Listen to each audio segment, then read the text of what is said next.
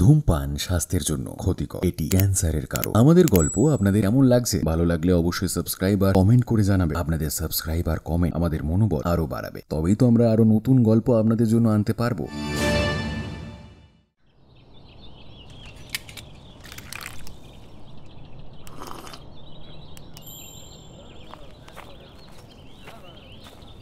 দীপ, এই দীপ। আরে জয় যে, কতদিন পর দেখা, কেমন আছিস? আরে আমি ভালো আছি, তুই কেমন আছিস? আরে আমিও বেশ ভালো আছি। এতদিন পর দেখা হলো, সামনেই আমার অ্যাপার্টমেন্ট, নতুন শিফট করেছি বুঝলি। তুই এখনই আমার সাথে চল দেখি। আজ নয়, অন্যদিন ঠিক আসবো। এই বাই দ্য ওয়ে, তোর নাম্বারটা কি একই আছে? না রে, ওই রিসেন্টলি ফোনটা চেঞ্জ করেছি, তাই আগের সব পুরনো নাম্বার না ডিলিট হয়ে গেছে।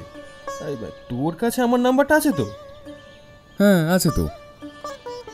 তুই বরং তাহলে ওই নাম্বারটাতে একটা মিস কল দে, আমি নাম্বারটা সেভ করে নিচ্ছি বুঝলি। আর আমি কোনো কথা শুনবো না, কিন্তু আমার বাড়ির এত কাছে এসে ভেতরে না এলে আমি আর বৌদি দুজনে খুব রাগ করব। আসলে আজ একটু তাড়া আছে রে। যতই তারা থাকুক, আমি কোনো কথা শুনবো না কিন্তু। আরে মেয়েটাকে স্কুল থেকে আনতে যেতে হবে, নাহলে আবার একলা একলা দাঁড়িয়ে থাকবে। নাহলে আজ সত্যিই তোর বাড়ি যেতাম, বিশ্বাস কর।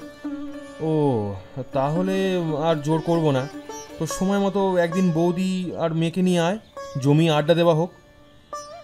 নিশ্চয়ই, আজকে আসি বুঝলি। আয় আয় আয়, পরে কথা হবে।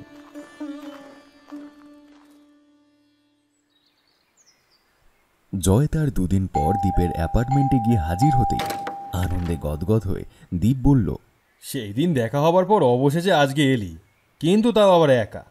বৌদি আর মেয়েকে সাথে করে আনলি না, আমি কিন্তু খুব রাগ করেছি।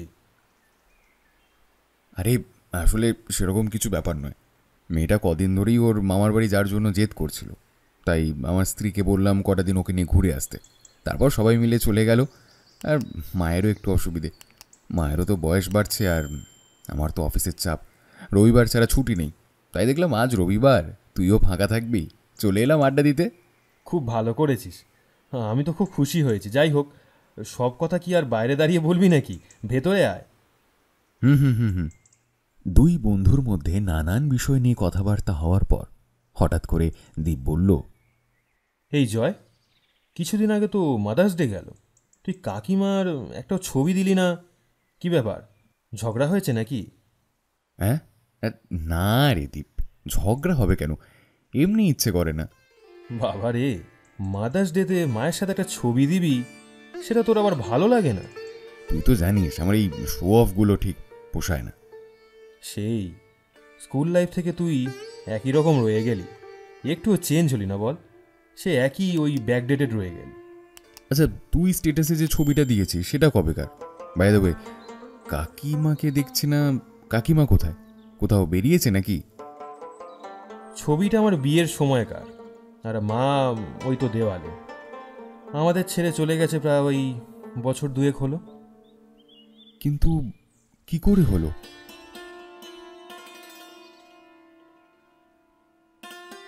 আমাদের পুরনো বাড়িতেই হয়েছে ঘটনাটা।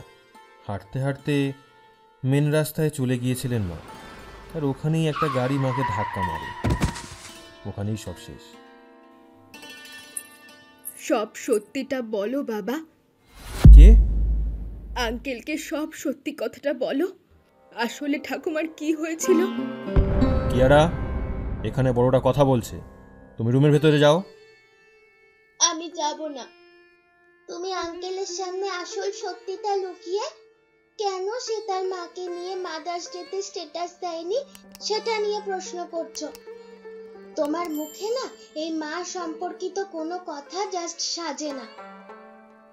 এক থাপ্পড় মারবো কিয়ারা। তুমি এতটুকু ম্যানার শেখোনি, যখন বড়রা কথা বলে তখন আর তাদের মাঝখানে বাচ্চাটা কথা বলে না? তোমার বয়সের তুলনায় তুমি অতিরিক্ত পাকা হয়ে গেছো, চুপচাপ ভেতরে যাও। দীপ, তুই দাঁড়া, ও কি বলছে আমাকে শুনতে দে। একটা বাচ্চা মেয়ে, ওর কথা আবার কে ধরে? তুই ওর কথা বাদ দে। জয় দীপের কথা বিন্দুমাত্র কর্ণপাত না করে কিয়ারাকে ডেকে বলল, তুই ভেতরে আয় তো মা, দেখি তোর বাবা তোকে কেমন করে মারে। কিয়ারা ভেতরে আসতেই জয় জিজ্ঞেস করল, কি কি কি হয়েছে মা, তুই আমাকে বল। জানো তো আঙ্কেল, ঠাকুমার অ্যাক্সিডেন্ট হয়েছিল এটা ঠিক। আজ থেকে 2 বছর আগে আমাদের পুরনো বাড়িটা বিক্রি করা নিয়ে বাবা আর মায়ের সাথে ঠাম্মার মধ্যে অনেক কথা কাটাকাটি হয়। আর তার পরদিন সকালে ওরা দুজনে মিলে জোর করে ঠাম্মাকে ঘর থেকে বের করে দিয়েছিল। আর সেই অভিমানে ঠাম্মা বাড়ি থেকে বেরিয়ে হাঁটতে হাঁটতে মেন রোডের দিকে চলে যায়। তারপর আর ফিরলো না। ওখানে একটা ট্রাক ঠাম্মাকে ধাক্কা মারে আর ঠাম্মা। কথাটা শেষ করে কিয়ারার চোখের কোণ বেয়ে জল গড়িয়ে পড়তে লাগলো। ওই দেখো, কাঁদিস না মা, কাঁদিস না। দেখ, তোকে সান্ত্বনা দেওয়ার কোনো ভাষা আমার জানা নেই। তুই ভেতরে যা। কিয়ারা চলে যেতেই জয় বলল, কাকিমাকে ঘর থেকে বের করে দিতে তোর তোর একবারও হাত কাঁপলো না রে দীপ? ছি ছি ছি ছি। বৌদিকে আমার কিছু বলার নেই, কারণ সে পরের বাড়ির মেয়ে। অবশ্য আমি তাও এটা ভুল বললাম। একটা পরের বাড়ির মেয়ে শাশুড়ির মধ্যে নিজের মাকে খোঁজে, কিন্তু কিন্তু দীপ, তুই তো নিজের মায়ের পেটের ছেলে। এই ঘৃণ্য অমানবিক অপরাধটা কি করে করতে পারলি রে? সে মনেও দীপ, সে মনেও। অ্যান্ড ইউ নো হোয়াট, কাকিমা রোড অ্যাক্সিডেন্টে মারা যায়নি। তুই আর তোর স্ত্রী তাকে মৃত্যুর মুখে ঠেলে দিয়েছিস, যাকে পরিষ্কার ভাষা কি বলে জানিস দীপ? খুন। খুন বলে। তুই আমাকে ভুল বুঝছিস জয়। চুপ কর। আমি তোকে একদম ঠিক বুঝেছি। তুই নিতান্তই একজন স্বার্থপর, লোভী, সুবিধাভোগী একটা মানুষ। তোকে নিজের বন্ধু ভাবতেও আমার ঘেন্না করছে।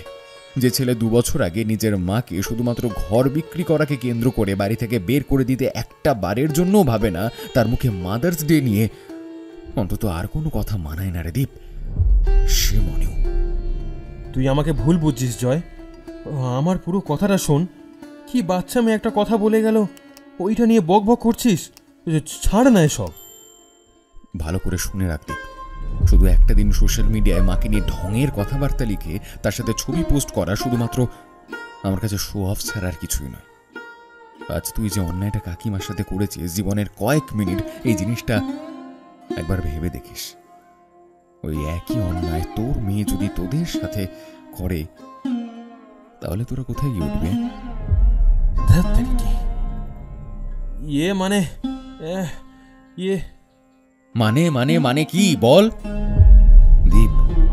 হয়তো তোদেরও শেষ পরিণতি কাকিমার মতন, কিন্তু আমি কিয়ারাকে দেখে যেটা বুঝলাম, ও তোদের মতন অমানুষ নয় রে। এটুকু বয়সও অন্যের প্রতি দয়া মায়া, সবচেয়ে গুরুত্বপূর্ণ যেটা, সেটা হলো মনুষ্যবোধ। একজন প্রকৃত মানুষ হতে গেলে সবার প্রথম যেটা প্রয়োজন হয় সেটা ওর মধ্যে আছে। আশা করি নিজেদের কুশিক্ষাগুলো ওর ভেতরে দেওয়ার আগে নিজেদের অন্তিম পরিণতির কথাটা অন্তত একবার ভাববি। কাছের মানুষগুলোর প্রতি ভালোবাসা সেটা মন থেকে আসে। সোশ্যাল মিডিয়ায় 10টা লাইন লিখে তার সাথে ছবি পোস্ট করে নয়। যেদিন এটা বুঝতে পারবি, সেদিন জানবি অনেকটা দেরি হয়ে গেছে। একটা বাইরের ছেলে অনধিকার চর্চার জন্য আমি সত্যি ক্ষমা প্রার্থী। আর একটা কথা, আজকের এই সোশ্যাল মিডিয়া শো অফ করার যুগে আমার মধ্যে নাই বা লাগলো আধুনিকতার ছোঁয়া। আমি ব্যাকডেটেড হয়ে জীবনে আমার কাছের মানুষগুলোকে নিয়ে না বেশ ভালো আছি। যাগে, আমি চললাম, বাই। সোশ্যাল মিডিয়াতে মায়ের সাথে ছবি দিলেই মায়ের প্রতি ভালোবাসা বোঝায় না। মায়ের জন্য আলাদা করে কোনো মাদার্স ডেও হয় না। আমাদের কাছে প্রতিটা দিন মাতৃদিবস হওয়া উচিত। ব্যস্ততার মাঝে মাকে কেবল একটা বারের জন্য হলেও বলো, মা, আমি তোমায় ভালোবাসি।